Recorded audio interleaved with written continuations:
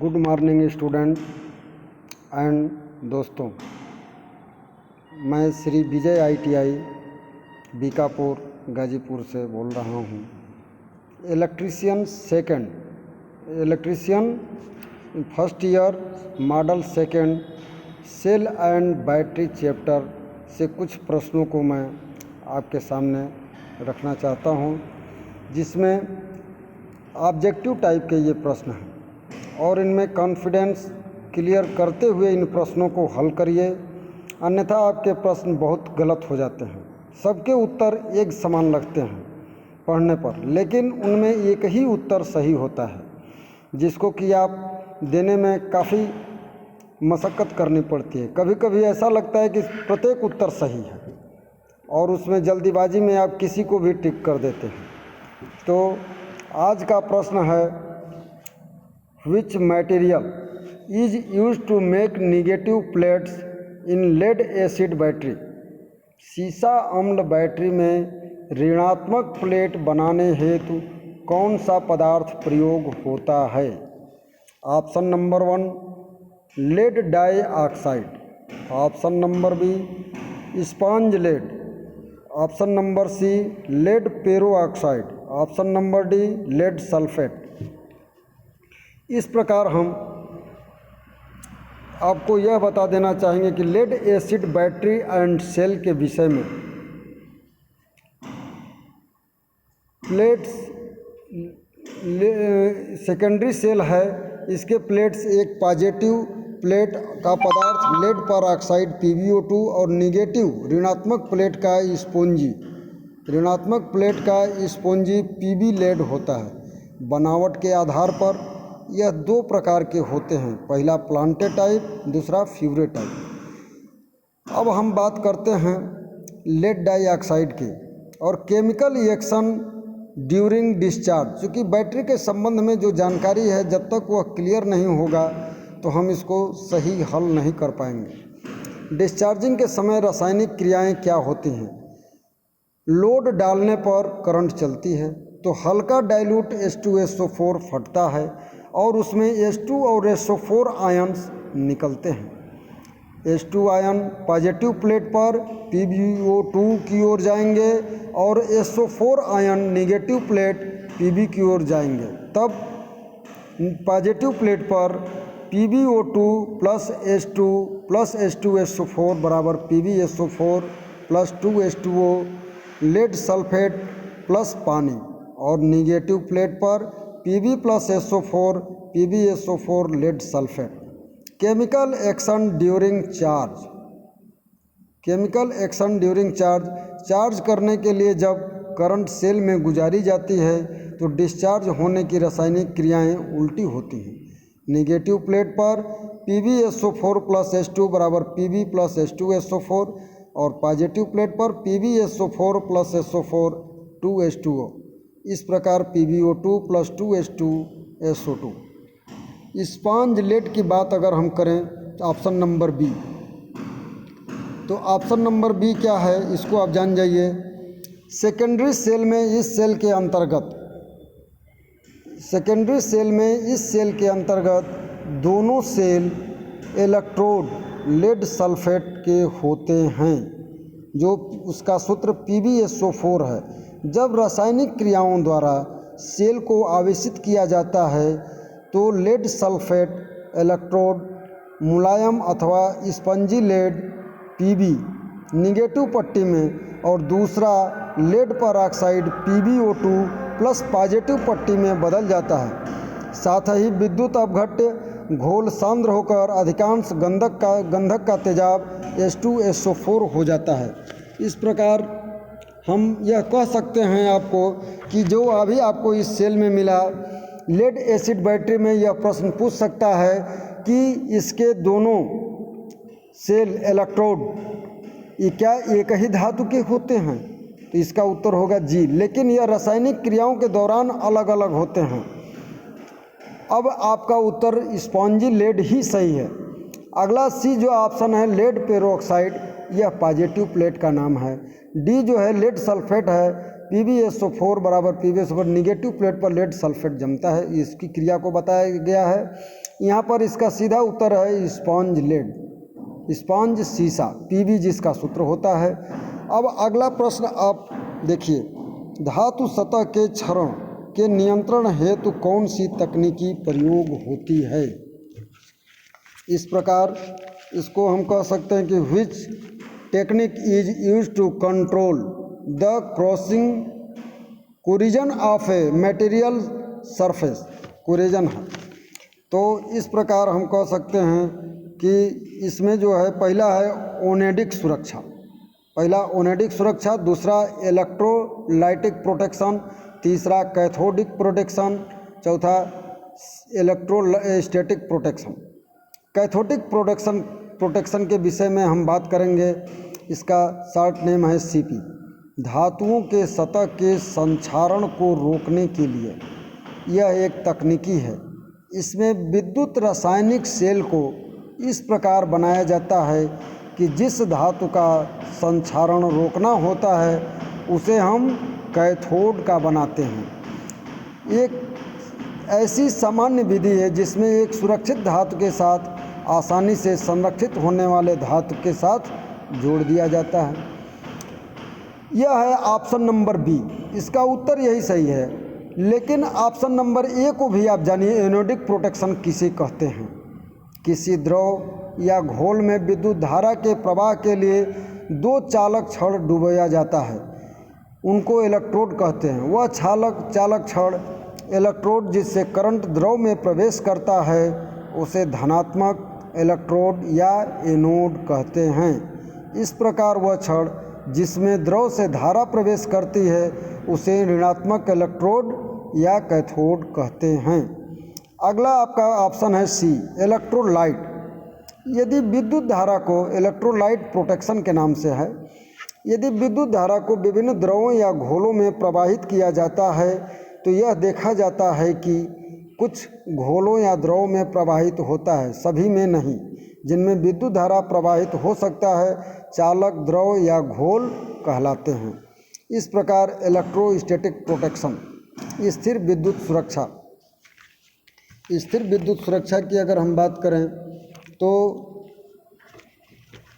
इसके विषय में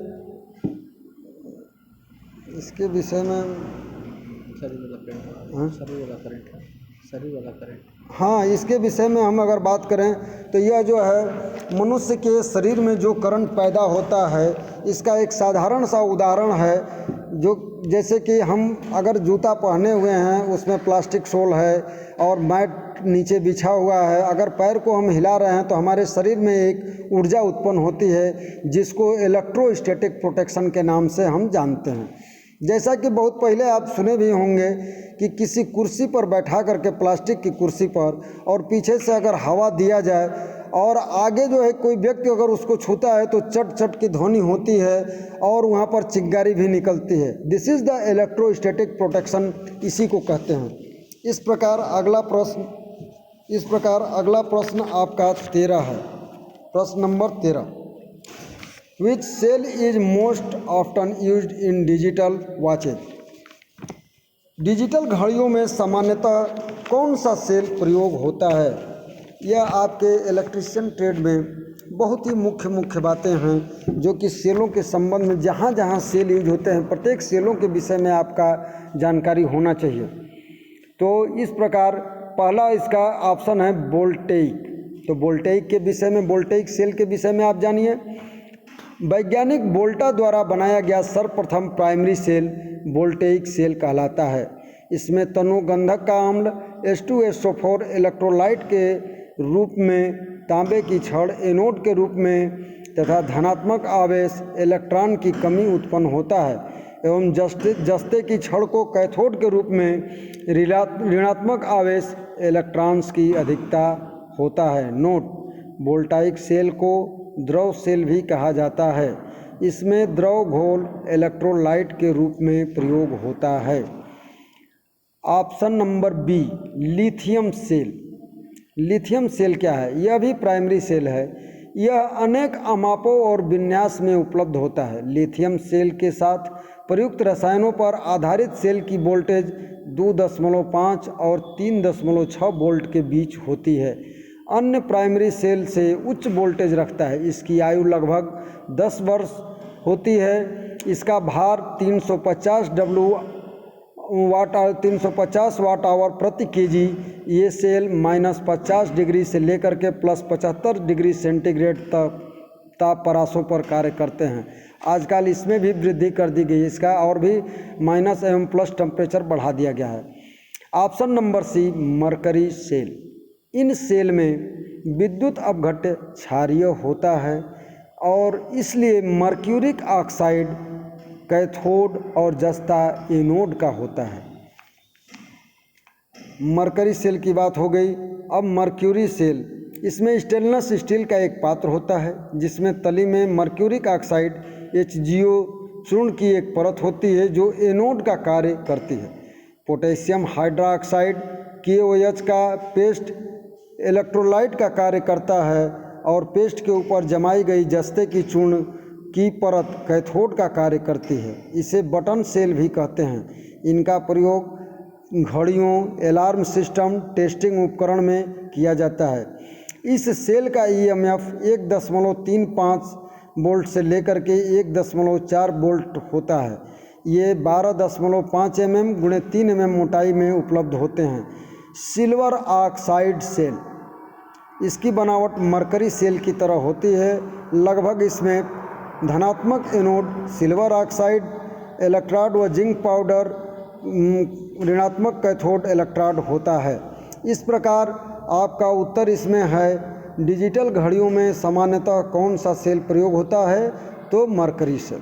मरकरी सेल को अभी आपको मैंने बता दिया कि इसका वोल्टेज जो है 1.35 से लेकर के 1.45 वोल्ट तक होता है। अगला प्रश्न आप देखिए, प्रश्न नंबर 14। प्रश्न नंबर 14 है, what is the effect if one cell connected with reverse polarity in parallel combination circuit. अब आपको इसका हिंदी पढ़ लीजिए। समांतर युग्मन परिपथ में यदि एक सेल को विपरीत ध्रुवता के साथ संयोजित किया जाए तो क्या प्रभाव होगा? पहला ऑप्शन है वोल्टेज शून्य हो जाएगा। जी, पहला ऑप्शन आप जान जाइए कि वोल्टेज शून्य नहीं होगा, कुछ न कुछ धारा चलेगी। लेकिन इसको उदाहरण द्वारा आपको हम आगे अभी समझाएंगे। दूसरा ऑप्शन है खुला परिपथ, ओपन सर्किट। यह भी नहीं होगा। जब सर्किट में हमने लगा दिया है तो उसमें धारा तो चलनी ही चलनी है। उल्टा सेल हो जाएगा तो निर्गत धारा का मान सामान्य धारा से अलग हो जाएगा, अर्थात उसमें निर्गत धारा का मान जो है बढ़ जाएगा। अगला प्रश्न है लघु पथित हो जाएगा। यही उत्तर इसका सही है। इस उत्तर के विषय में आप जानिए। इसको समझने के लिए हम series connection and parallel connection की बात करते हैं, जो इस प्रकार है। सीरीज कनेक्शन, एक सेल की बात अगर हम करते हैं सीरीज कनेक्शन में तो इस प्रकार से है। सीरीज कनेक्शन एक सेल का पॉजिटिव तथा दूसरे सेल के नेगेटिव टर्मिनल से कनेक्शन करने की क्रिया को सीरीज कनेक्शन कहते हैं। जहाँ पर ज़्यादा वोल्टेज की सेल बनानी है वहाँ इसका प्रयोग करते हैं, परंतु AH निर्धारण एकल सेल के समान होता है। यह मुख्य बात है, नोट कर लीजिए। AH माने एम्पियर आवर निर्धारण एकल सेल के, अर्थात एक सेल का जो AH होगा वही पूरे सेल का भी AH आएगा। फॉर एग्जाम्पल, इसको उदाहरण के तौर पर समझ लीजिए। माना 3 सेल श्रेणी क्रम में लगाया गया है। प्रति सेल 1.5 वोल्ट और 2 AH है। इस बैटरी की वोल्टता और एम्पियर घंटा निर्धारण होगा। क्या होगा? वोल्टेज बैटरी बराबर वोल्टेज प्रति सेल गुणे सेलों की संख्या बराबर 1.5 गुणे 3 बराबर 4.5 वोल्ट। इस प्रकार AH बैटरी निर्धारण यह फार्मूला है बराबर AH निर्धारण एक सेल का बराबर 2AH बाई केयरफुली। इसको मान लिया जाए कि एक सेल का संबंध श्रेणी समूह में विपरीत हो, उल्टा हो तो उसकी वोल्टता दूसरे सेलों का विरोध करेगी।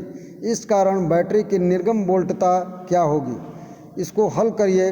बैटरी वोल्टेज बराबर 1.5 वोल्ट प्लस 1.5 वोल्ट, और एक सेल उल्टा लगा हुआ है, इसलिए दो सेलों को हम जोड़ देंगे तो 3 वोल्ट हो जाएगा, और एक सेल का मान घटा देंगे चूँकि उल्टा लगा हुआ है, इसलिए उसमें से 1.5 वोल्ट 1.5 वोल्ट हम घटा देंगे। उत्तर 1.5 वोल्ट होगा। इस प्रकार हम पैरेलल कनेक्शन की बात करते हैं। पैरेलल कनेक्शन में सभी धनात्मक टर्मिनल, ऑल पॉजिटिव टर्मिनल एक साथ कनेक्ट किए जाते हैं और सभी ऋणात्मक टर्मिनल एक साथ कनेक्ट किए जाते हैं।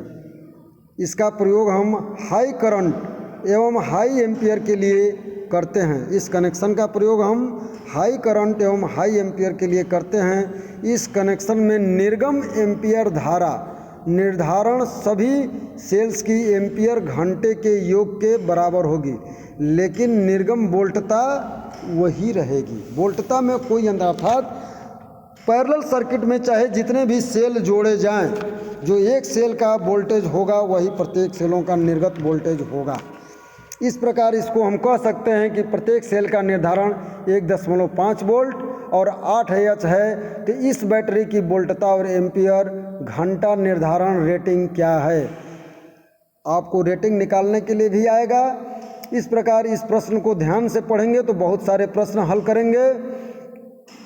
वोल्टेज बैटरी बराबर वोल्टेज एक सेल का निर्धारण 1.5 वोल्ट। AH बैटरी निर्धारण बराबर AH प्रति सेल निर्धारण गुणे सेलों की संख्या बराबर 8 AH गुणे 4 सेल हैं बराबर 32 AH एम्पियर आवर। नोट, यदि समांतर समूह में एक सेल का संबंध विपरीत है, यह लघुपथित परिपथ की भांति कार्य करेगा, जिसके कारण सभी सेल अपनी ऊर्जा का निनावेशन कर देंगे। लघु परिपथ पथ से अधिकतम धारा प्रवाहित होगी और सेल अस्थायी रूप से नष्ट हो जाते हैं, अर्थात ब्लास्ट भी हो सकते हैं। इस प्रकार अगला प्रश्न है 15, प्रश्न number 15। What is the function of a fine selector switch in battery charger? Battery आवेशक फाइन सेलेक्टर स्विच का कार्य क्या है? फाइन सेलेक्टर स्विच होता है, सेलेक्टर भी होते हैं, आप देखे होंगे बैटरी चार्जर में उस पर एक सेलेक्टर लगा होता है जो कि हम एम्पियर बोल्ट को उसके साथ जोड़ देते हैं।